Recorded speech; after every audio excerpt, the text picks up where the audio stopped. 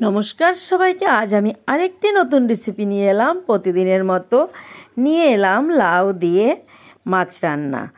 ফলই মাছ, ট্যাংরা মাছ, আসলে নানা রকম মাছ আর কি, বিলের মাছ যেটা। তা কীভাবে করলাম সেটা আজ আমি সবার সামনে শেয়ার করছি।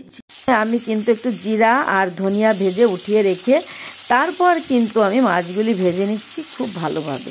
যেহেতু জিরা, আমি এটা ভাজা মশলা দিয়ে রান্না করব। একদমই অল্প মশলায়, দেখলে অবাক হবে এবং খেতেও কিন্তু অসম্ভব মজার এটা। এইবার আমি মাছ তুলে নিয়ে এর মধ্যে জিরা দিয়ে দিলাম আর একটা তেজপাতা। আসলে সরিষার তেলটা একটু মাছ ভাজলে কিন্তু একটু কালো হয়ে যায়। তো এইবার আমি ফোড়নটা হয়ে গেছে, লাউগুলি দিয়ে দিলাম। আমি লাউগুলি আগেই কেটে ধুয়ে পরিষ্কার করে নিয়েছিলাম। এইবার এর মধ্যে আমি দিয়ে দিচ্ছি মশলাগুলি। মশলা মানে আর কি, আসলে পরিমাণ মতো হলুদের গুঁড়া আর স্বাদ মতো লবণ। কারণ লবণ কিন্তু লাউতে অল্প পরিমাণে দিতে হবে, তা না হলে কিন্তু লবণ হয়ে যাবে একদম মাছের ঝোলে। এবার দিয়ে দিলাম কয়েকটা কাঁচামরিচ দিয়ে এবার লাউটাকে আমি ভালো করে কষিয়ে নেব। কিন্তু যেটা গ্রাম বাংলার কথা, আমার ঠাকুমা মা বলেন লাউটাকে সাতলায় নি। তো একদম সেই বাংলা কথাতেই লাউটাকে সাতলায় নিলাম।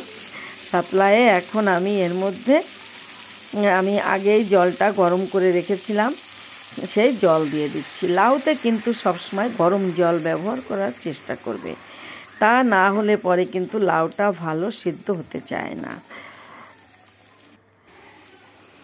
এইবার এই পর্যায়ে আমি আবার একটু লবণ দিয়ে দিচ্ছি। ঝোল দেওয়ার পরে দিয়ে দিচ্ছি পরিমাণ মতো হলুদের গুঁড়া,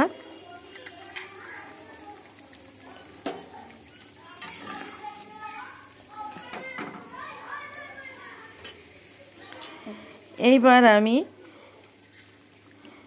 এর মধ্যে দিয়ে দিচ্ছি ভেজে রাখা মাছগুলি।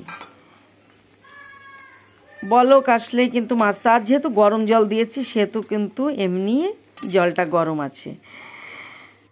আর এইবার দিয়ে দিচ্ছি এর মধ্যে আমি কিছু বড়ি ভেজে রেখেছিলাম, কুমড়োর বড়ি দিয়ে লাউ দিয়ে কিন্তু খুব খেতে মজা হয়।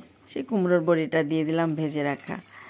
তো এই যে আমি ঢেকে দিয়েছিলাম, ঢাকনা উঠিয়ে এবার মাছ এই পর্যায়ে এসেছে আর কি। এইভাবে করে খেয়ে দেখো, আসলে এই মাছ খেতে অসম্ভব মজার লাগে, আর এটা দিয়ে কিন্তু ভাত খাওয়া হয়ে যায়। এবার আমি একটু ঝোল তুলে নিলাম মাছ থেকে।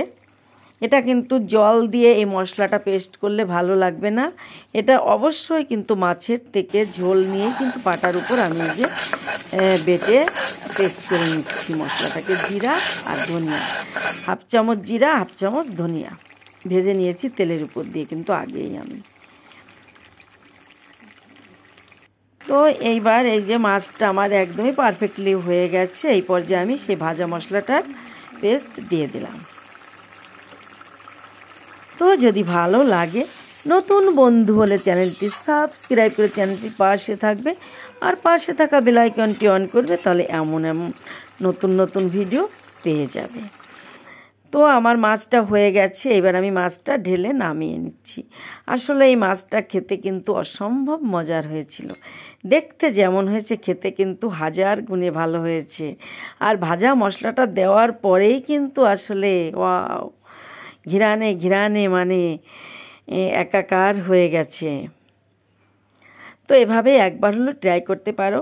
বড়ি দিয়ে, লাউ দিয়ে, ফলই মাছ দিয়ে, ট্যাংরা মাছ দিয়ে, মানে তারপর দুই একটা রয়না মাছও আছে এর মধ্যে।